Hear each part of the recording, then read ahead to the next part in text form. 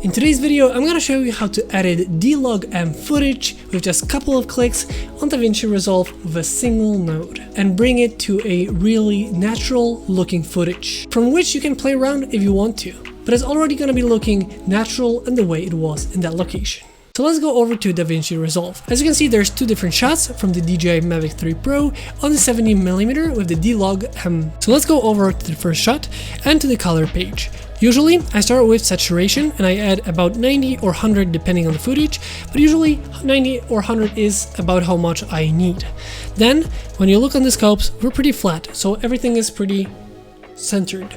Now what we want to do is stretch with the gain. We go higher, almost touching the top part, and when with the lift we want to almost touch the bottom or even touch in some cases. Then with the gamma, usually I put it a little bit closer to the middle, so I kind of pull the shadows a little bit.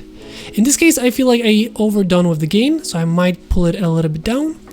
And from here, usually my adjustments will go for the highlights and shadows. So I want to bring a little bit more from the highlights, so let's pull it a little bit back. And then from the shadows here, I want to pull a little bit higher.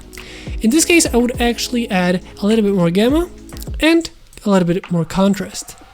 And right now we have footage that pretty much looks how it looked in that location.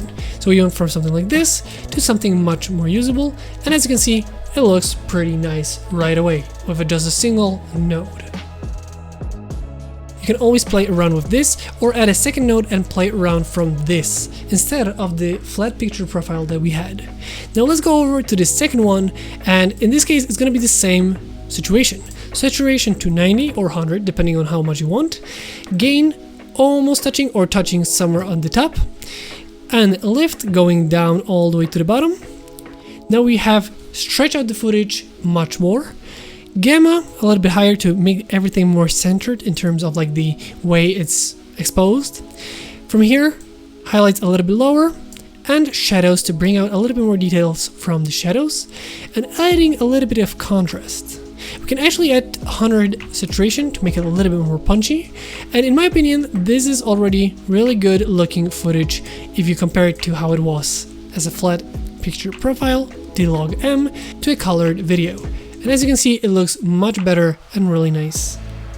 You can always adjust those things, but the general rules are gonna stay the same. You can always add in some color boost to make it more punchy if you wanted to. Well, this now looks much more punchy than we had before, and if you're after that kind of look, go for it.